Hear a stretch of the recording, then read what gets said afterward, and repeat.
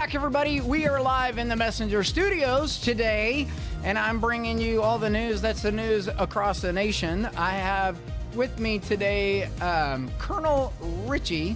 Christopher Ricci is the Garrison Commander of Fort Knox. Wave, sir. Say hello, everybody out there. Hey, everybody. How you doing?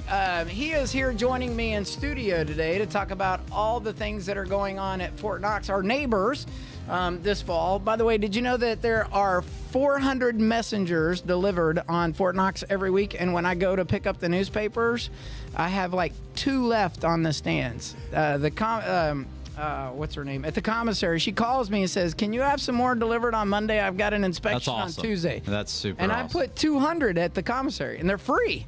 If you're a soldier or a civilian working on Fort Knox, you can get a paper there for free, or you can subscribe. But it's been going very well, and I think the folks there at Fort Knox enjoy actually kind of getting an idea of what's going on locally, which has helped Meade County for tourism and folks coming off. But like Meade County, we're a neighbor to Fort Knox, and you got your own town over there too for getting our customers supporting the facilities at Fort Knox. So what's going on in the upcoming weeks that you could tell us about? So just to give everybody a quick recap of the summer, cadet summer training went fantastic. So those 5,000 cadets got trained and they've moved back to universities as colleges picked up. Right now, from a mission standpoint, the Army's Command Assessment Program is ongoing. We just kicked that off. So we've got lieutenant colonels and sergeants major from across the Army getting evaluated for leadership positions, going through an assessment. So we're going to be working through that until around Thanksgiving. Sergeant Major Monday, he's an avid runner from U.S. Army Recruiting Command. He's also my post Command Sergeant Major. He asked us to see what we could do to put on a 10-mile run similar to the Army's 10-miler. So this, on Saturday, October 5th at 9 a.m., starting at the Kiliansky Sports Complex, the public is invited to come out and join us for a Fort Knox 10-miler run. Okay. It's going to be a fantastic opportunity to push your limits. Where do you sign up for that online? So that's going to be on the FMWR website. Okay. Cost is $15 per person, and participants must be at least 6 years old to participate.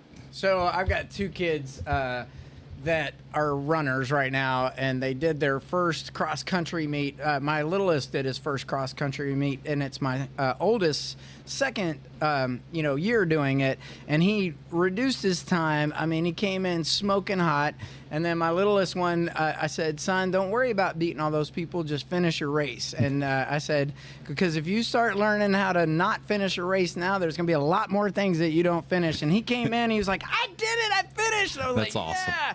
So I think it'd be cool. So I'll probably have to put my Ranger panties on and come out there to this event. Oh, absolutely. And kick it in with the 2 little ones. So if I register the FMWR website for Fort Knox, it's Fort Knox. Is that going to be on the Fort Knox page, or is that at MWR? It's the at MWR website.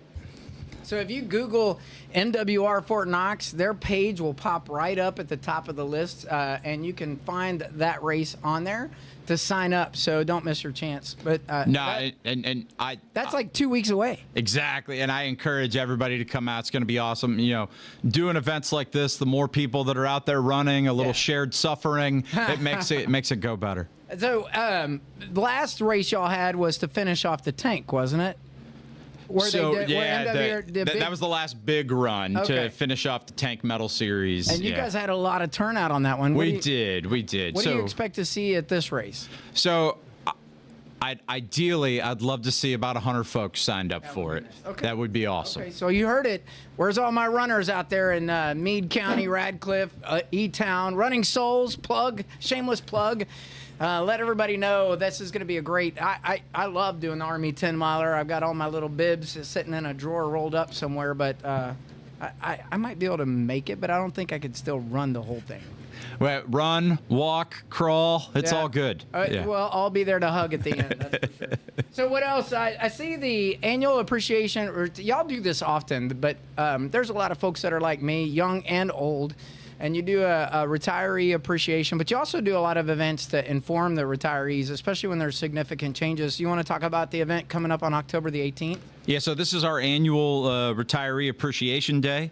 So everybody mark your calendars. October 18th from 9 a.m. to 1 p.m. We're going to be out at the Sadowski Center located at 6607 Wilson Road. There's going to be plenty of experts on hand to help people with topics such as living wills, power of attorneys, TRICARE, pharmacy, and much more. Yeah. Fort Knox Commissary and Exchange is going to be on hand also for giveaways and coupons. Flu vaccines are going to be available, also going to be door prizes given throughout the day. The event is free, and there's going to be food available for purchase. For additional information, I'd ask everyone to call 502-624-6419, and we look forward to supporting our retirees. That's awesome. So I can get a flu vaccine and some cake. Flu vaccine, cake, cup of coffee, The only thing you're missing is like a blood drive and some plasma. You should get May from Red Cross to come over there. There we go. There we go. We got a place for you to take a nap right over here while we appreciate you, and you can bleed out for us. I don't know how your career was, Steve. I'm on the can't give blood list. I don't know, something about continuing your service in the Army. Yeah, all those shots. Yeah, exactly. Just kidding. So you guys had a job fair not too long ago, and you've got another one coming up. So there's a lot.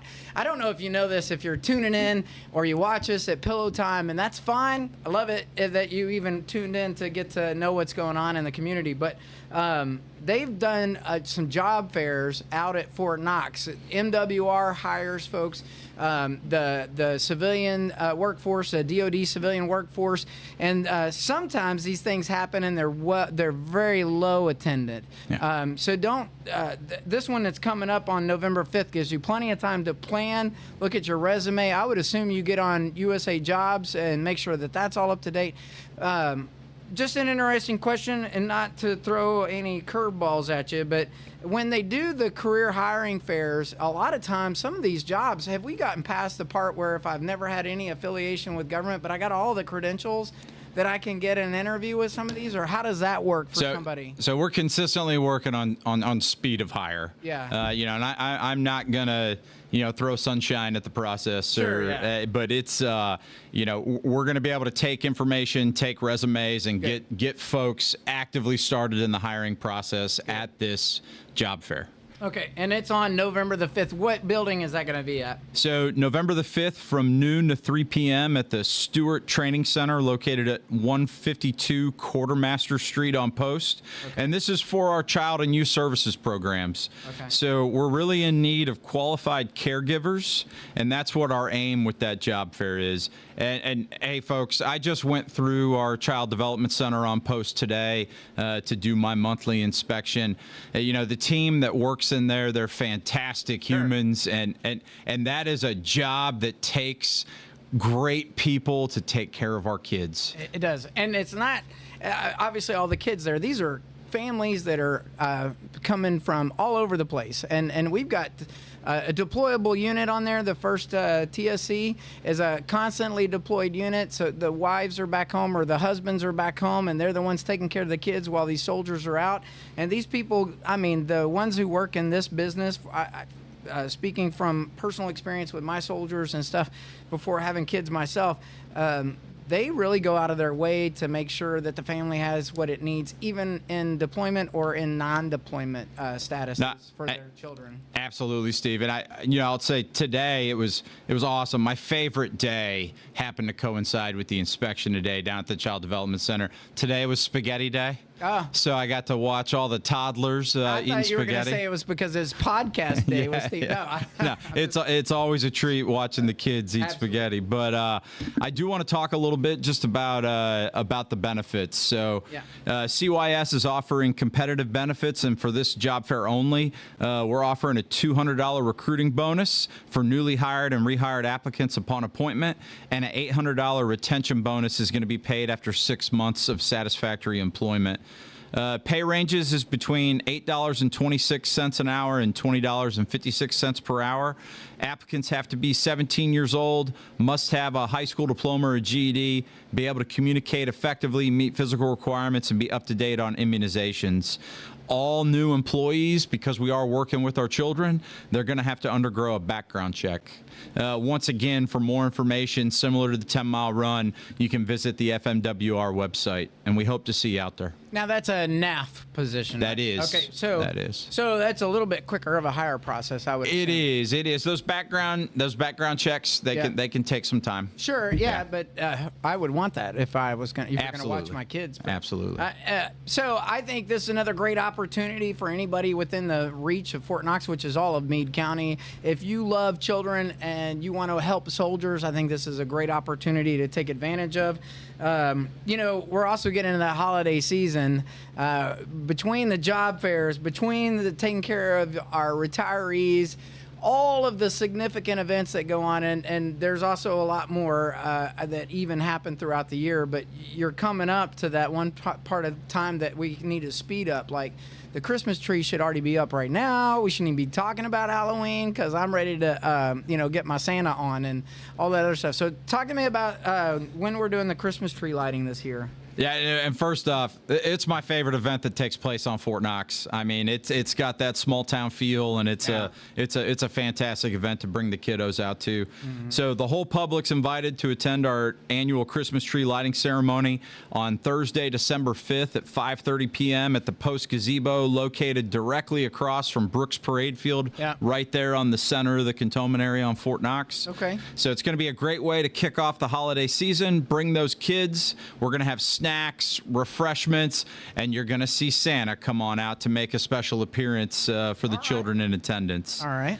The other initiative that we do, working with the units on Fort Knox and our supporting partners, we decorate Brooks Parade Field with giant holiday cards. So great opportunity to come out and take Christmas photos for family.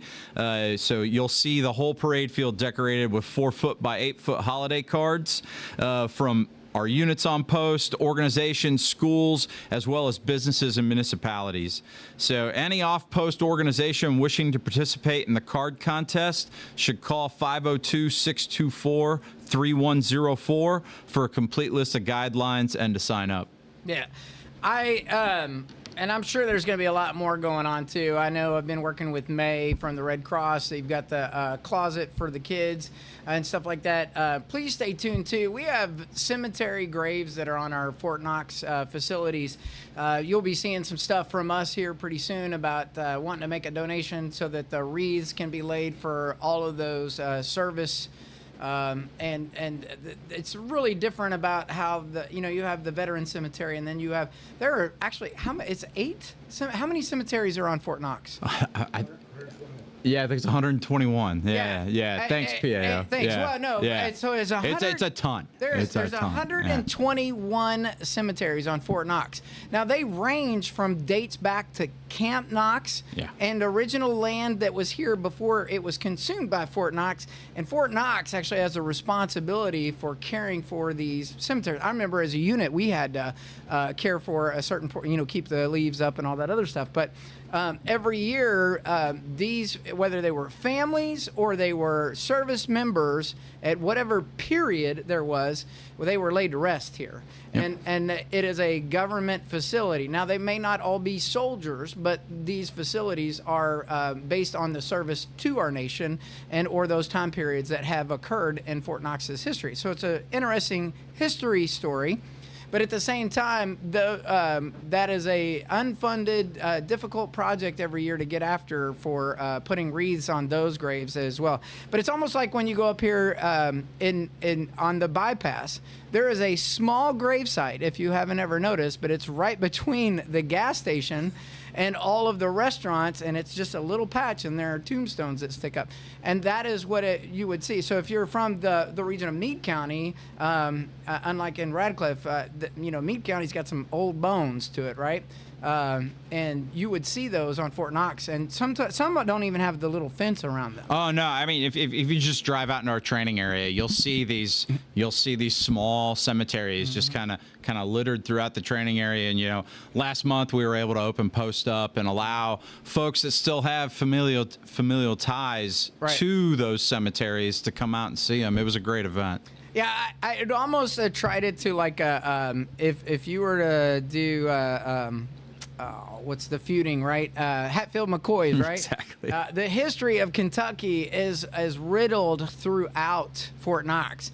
And I just think it's interesting that when a government entity consumes area or land, like we have with Fort Knox, do you mind if I talk about one more subject since we're talking about land? Yeah, go for it. I noticed that I heard the sound of freedom recently. I guess the wind was right. Is that what it was? Yeah. Because there was a lot of loud banging and a lot of aerial flights over Fort Knox recently. We've got some increased training in the training area. You know, our public affairs has put the announcement out on social media, but we've had it out on the paper as well. But if you were up late at night and you were anywhere within, I'd say 1638 and 60. Where a lot of those training grounds are, but I know they were further over than where we were, but the flight paths were coming over there between the 313, the 60, and the 1638 kind of region of Meade County and Radcliffe. But the circling and the firing, and you could hear some of the loud noises that we used to hear from days past. Oh yeah, very nice. Our big ranges are getting a lot of love, and we're excited to be able to help train the Army. A lot of that's coming up from Fort Campbell too, right? They are. Yeah, they are. When do you think we'll get to see some osprey? See the Marines come in? Well, I mean, hey, it is the largest training facility this side of the Mississippi. So right now, I don't have anything locked in for ospreys. I'll let you know, Steve. But I will say we did have Marine Aviation out here earlier this year. So it is not uncommon that we get from every service. Okay. Yeah, I know we covered. I'll get. Yeah, no problem. I love taking notes on a part. It's good.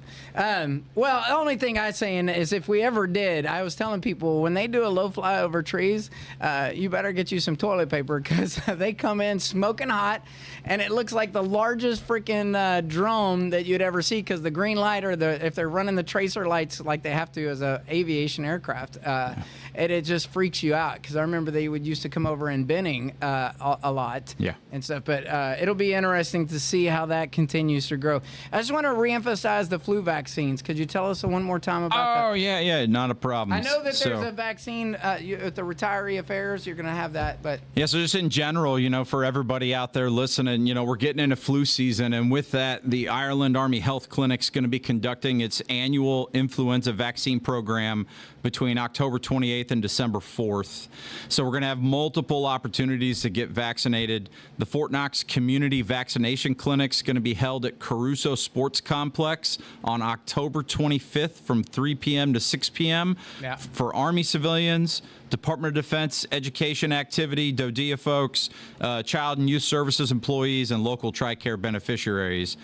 Other Fort Knox community members, to include contractors, retirees, and their dependents, are also going to have opportunities to get vaccinated at Building 1747, located on 4th Division Road off of Eisenhower Avenue from 3 p.m. to 6 p.m. on October 28th to 31st, November 1st, 4 to 7, 12 to 15, 18 to 22, November 25th and 26th, and then lastly, December 2nd to 4th. So lots of opportunities for folks to get that flu vaccine. I look forward to getting that on our community calendar. Hey, listen, Colonel Ricci, I want to say thank you for being on our show today. This was great to get this update for Fort Knox.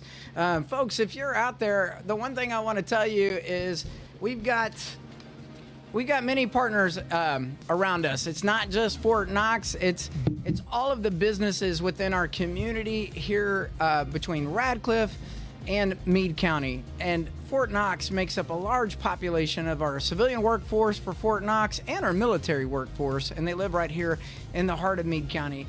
As Meade County grows, Fort Knox grows, it's important that you get a voice to know what's happening with our neighbors.